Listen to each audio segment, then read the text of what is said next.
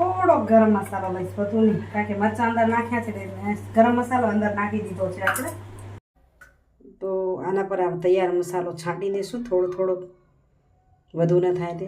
સંચર, ગરમ મસાલો, જીરું પાવડર મિક્સ કર્યું છે.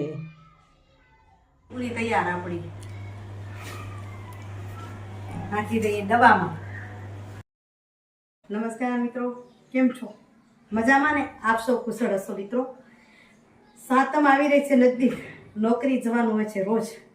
જો 6:30 થઈ ગયા છે, પહોંચી છું એને. હવે ફટાફટ કરું છું તૈયારી. આજે એકાદી વસ્તુ બનાવી નાખીએ. પૂરી બનાવું પણ હું થોડીક અલગ ટાઈપની પૂરી બનાવું છું હંમેશા. પાપડ પૂરી જેવી લાગે અને લસણ નાખીશું કે ગાર્લિક પૂરી.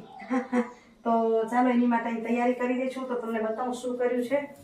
એ મેં 1 કટોરો જેટલો સોજીને પલાળી રાખી છે. એ બરાબર પલળી જાય ત્યાં સુધી અહીં જો 1 ચમચી જેટલો અજમો લીધો છે. અજમો આની અંદર નાખી દઈશું, થોડો પીસાઈ જાય જેથી જુદો ન પડે. અને એની અંદર થોડું લસણ નાખી દઈશ, સાથે લીલા મરચાં. પાણી નાખીને એકદમ પાતળું પીસી લઈશ. 1 ચમચી જેટલું નમક નાખી દઉં છું. પછી થોડુંક ઓછું થશે એ આપણે લોટ બાંધવા નાખી દઈશું અને આટલું એની અંદર પાણી નાખી દઈએ એટલે એકદમ ફાઇન મસ્ત પીસાઈ જાય. એમાં જોઈ લઈશું કોઈ કણી નથી રહી ગઈ ને, કારણ કે એકદમ પાતળું સરખું જોશે એટલે પાતળી પૂરી આપણે વણી શકીએ એટલા માટે. જો તો એકદમ સરસ થઈ ગયું છે, એક રસ થઈ ગયું છે. હવે એને લોટ બાંધવાની તૈયારી કરીએ આપણે. આ બધું મિશ્રણ છે ને આમાં ઠાલવી દઈએ. તમે લોટ કઈ રીતે બાંધો? હું ઘઉંનો લોટ બાંધું ને તો એ પાણી નાખીને જ બાંધું. ઘણા લોટ નાખીને પાણી નાખે, આપણે પાણી નાખીને લોટ બાંધું. અડધો કટોરો આપણે પાણી નાખી દઈએ. જોઈશે કારણ કે હવે સોજીમાં પલાળ્યું છે, નથી નાખ્યું ને, મસાલા પૂરતું નાખ્યું છે. તો નમક નાખી દઈશું. એ ધ્યાન રાખવાનું છે કે નમક વધુ ન થઈ જાય. ઓછું થશે તો આપણે બાંધતી વખતે જરાક ટેસ્ટ કરીને પણ નાખી શકશું. અહીં મોણ માટે હું મોટી 2 ચમચી તેલ નાખી દઈશ.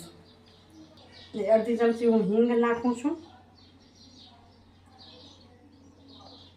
થોડી સી હળદર નાખશું. આમાં થોડાક સોડા બાયકાર્બ નાખશું ને એટલે લાલાશ પકડશે. એટલે તમે કેટલું ખાવ છો એ પ્રમાણે મરચાં નાખવાના. અહીં થોડીક અમને તીખી પૂરી જોઈએ, લાડવા અને મોહનથાળ સાથે ખાવી હોય ને ઠંડામાં, એટલે થોડાક લાલ મરચાં આપણે નાખી દઈએ છીએ. લીલા તો નાખ્યા જ છે એટલે. હવે આને મિક્સ કરી લઈએ બરાબર.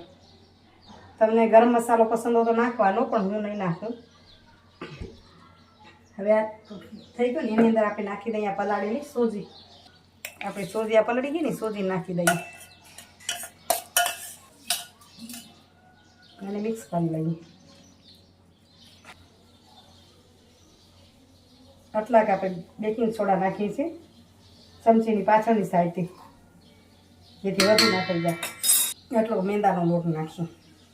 મેંદો બહુ જ ઓછો ખાવો પડે એટલા માટે, પણ થોડુંક સરસ થાય, ફરસી લાગે, પોચી લાગે એટલા માટે આપણે મેંદાના લોટને નાખી દીધો.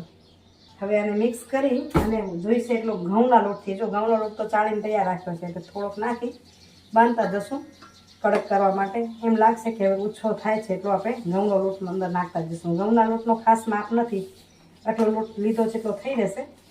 હા, અને આને ટેસ્ટ કરવો તો શું કરવાનું, આ રીતે મીઠું પૂરું છે કે નહીં ટેસ્ટ કરવું ને તો આ રીતે લોટને આમ કડક લઈ લેવાનો. અને હવે આને ટેસ્ટ કરો, આમાં મીઠું છે કે નહીં માપે આવી જાય. કડક કરીને પોચામાં ટેસ્ટ કરો તો તમને ખબર ના પડે. તો આ રીતે આપણે આટલું લઈને ટેસ્ટ કરી લેવાનું. તો આપણું નમક પૂરું છે.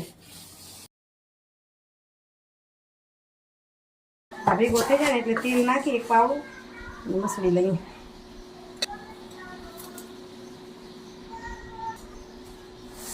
હવે આને બરાબર કરી અને 2 હાથથી મસળીને એક રસ કરી લઉં. તો જો હવે આપણો લોટ મસ્ત બંધાઈ ગયો, સરસ, નહીં કડક નહીં ઢીલો. અને હવે આને 5-7 મિનિટ રેસ્ટ આપીશ. ત્યાં સુધી હું વેલણા પાટલા તૈયાર કરી લઉં અને પછી આને આપણે વણી લઈએ. હવે છે ને 10 મિનિટ થઈ ગઈ. હવે લોટના આટલા ગોળા કરશું અને મોટી પૂરી બનાવશું. મને છે ને એમ બેસાય નહીં, પગ લાંબા કરી બેસ. તો આ છે ને આપણે મોટી રોટલી કરીને એમાં આપણી બનાવશું, નહીં જાડી નહીં ઝીણી એવી, અને પછી એના કાપા કરીને તળશું એટલે ફટાફટ વણાઈ જાય.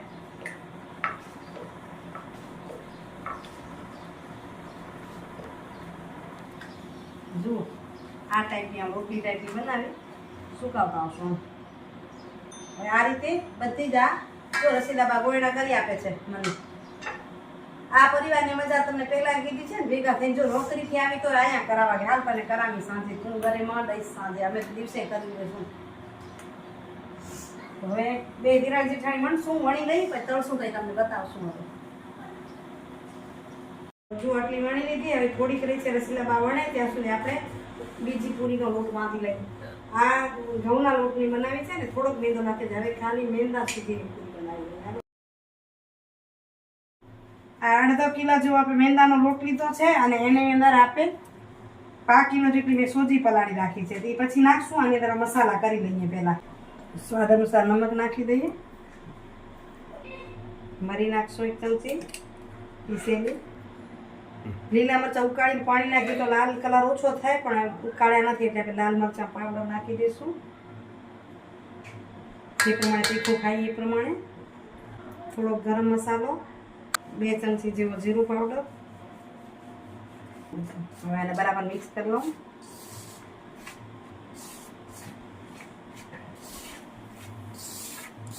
બધું સરસ મિક્સ થાય ને તો આમ ગાંગડા જેવું ન લાગે, નહીં તો આના પર તેલ ને સૂજી નાખીને તો એક જગ્યાએ મરચાં ચોટી જાય, ચોટી જાય, લોટની અંદર એકદમ સરસ મિક્સ થઈ જાય. તો એના પર નાખી દઈએ આપણી સોજી નાખીને એટલે મેંદો થોડોક પોતે ઓછો ખાવાનો થઈ જાય. ખાલી મેંદાનું જ કરીએ તો પછી વધારાનો મેંદો થાય.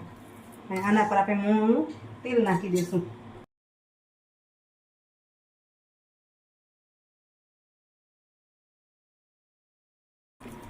હવે બરાબર મિક્સ કરી લઈએ.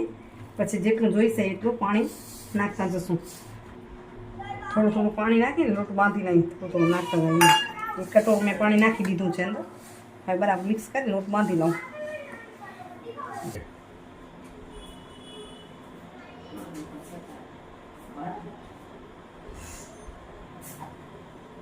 તો જો લોટ આપણો મસ્ત થઈ ગયો તૈયાર.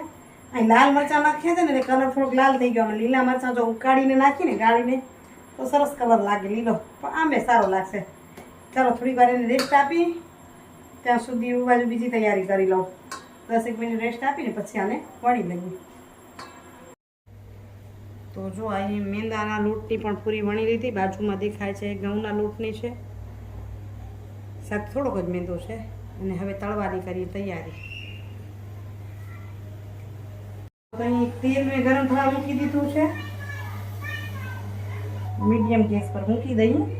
હવે આ છે ને આપણી પૂરી તળી ન જાય તે માટે આનાથી આપણે થોડાક ટપકા મારી દઈએ, નહીં તો શું થશે, પૂરી આપણી ફૂલી જશે. ફૂલેલી ન હોવી જોઈએ, કડક પૂરી હોય ને. આ ટપકા કરી અને આ રીતે નાના મોટા જે પ્રમાણે જોઈએ એ પ્રમાણે શેપમાં કાપી લઈએ.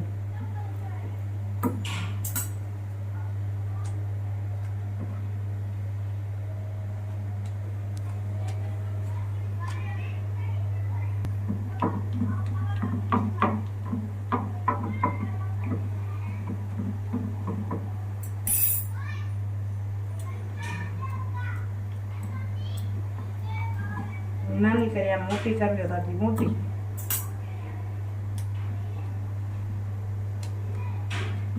આ રીતે કાપતા આવી અને પછી પણ તેલ ગરમ થઈ જાય એટલે તળી લઈએ.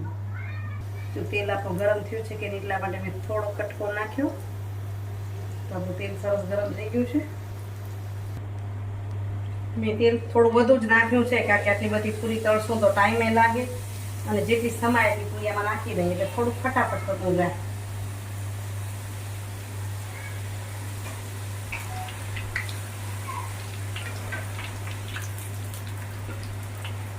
હું આરાને મદદથી ઉથલાવી લઉં. અમારા જેઠાણી છે એ આમ ચમચી ઉથલાવે, એટલે તમને જે પ્રમાણે ફાવે એ રીતે ઉથલાવતું જવાનું. હજી આના ટપકા વધુ કરવા પડશે. જો તળ ફૂલી જાય છે, બહુ ફૂલે ની મજા ના આવે ખાવાની. કડકડ જ કરવી જોઈએ આ પૂરી. તમને ફૂલેલી પસંદ હોય તો ટપકા નહીં કરવાના.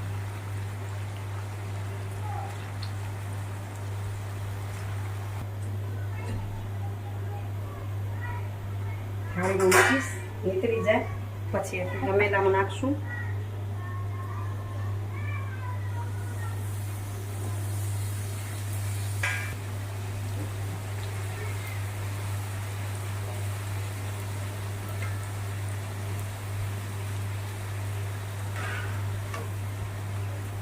હવે આ રીતે બધી પૂરી તળી લઉં. પૂરી તૈયાર આપણી. નાખી દઈએ ડબ્બામાં. એક ડબ્બામાં રાખીએ તો કડક રહે, નહીં તો પોચી થઈ જાય. તો કેવી વાત કરીએ.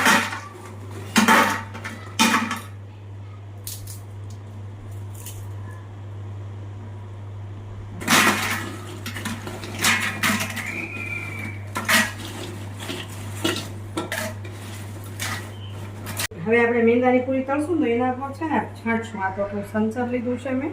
થોડો ગરમ મસાલો લઈશ, બધું નહીં, કારણ કે મરચાં અંદર નાખ્યા છે એટલે ગરમ મસાલો અંદર નાખી દીધો છે આપણે. સંચર ભેગું એટલું નાખશું. જીરું અને મિક્સ કરી લઈશું. પછી વધુ તીખાની જરૂર હોય તો મરચું નાખી શકાય, પણ આપણે તીખું નહીં જોઈએ, કારણ કે અંદર મેં મરચું નાખી દેજો, લાલ થઈ ગયેલો. હવે આ મિક્સ કરીને ઉપર છાંટતા હશું. આનો સંચરનો ટેસ્ટ બહુ મસ્ત આવે. તો આ જો અહીં આ સાઈઝના બધા કાપી રાખ્યા છે. જેમ આપણે ઘઉંની પૂરી કાપી એ જ રીતે આ મેંદાની પૂરી કાપી રાખી છે. હવે એને આપણે પાછી તળી લઈએ. તેલમાં જેટલી સમાય પ્રમાણે નાખવાની.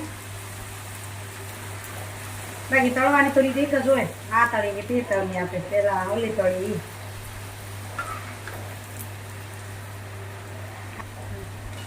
આ પૂરી આપણે 15 દિવસ ખાવી હોય તો ખાઈ શકાય. એટલે આપણે થોડી કડક જ બનાવાય, પોચી નહીં બનાવવાની. ખાવાની મજા કડક જ આવે.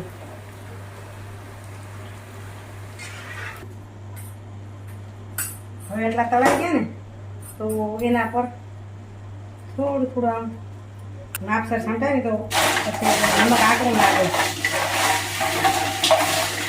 ગરમ ગરમ મિક્સ કરી થાય સેજ સેજ છાંટીને.